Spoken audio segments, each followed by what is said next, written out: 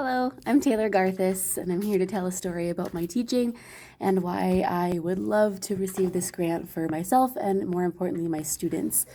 So I have a lot of stories from teaching, but something that has really stood out to me since the COVID-19 pandemic has, thrown a wrench in a lot of school years with distance learning and hybrid learning and students being in the building and not being in the building, is just how much students really need that support and connection and just someone to really listen to them.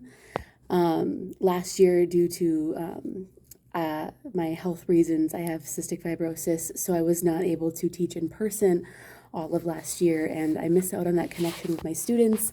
And it was really wonderfully shocking to me when I came back this year and students just genuinely wanted to stop into my room and, hang out in the morning to have someone to listen to them, or, sit in here during their study hall, or, when it's my prep and they just need a different place to work so they can focus or talk about what's going on in their life.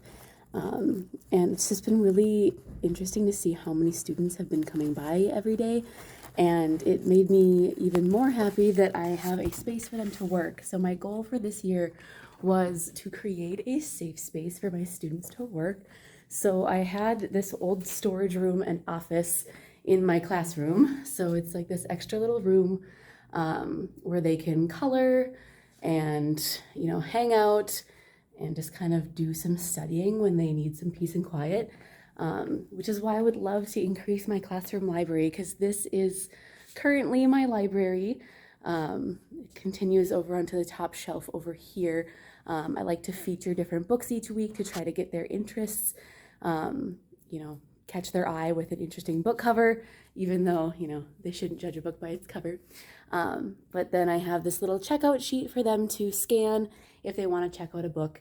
And I would just love to continue this process so that they can continue to come into my room and get the connection and support they need while furthering their love of reading. So I would greatly appreciate this grant, not necessarily for myself, but for my students. Thank you.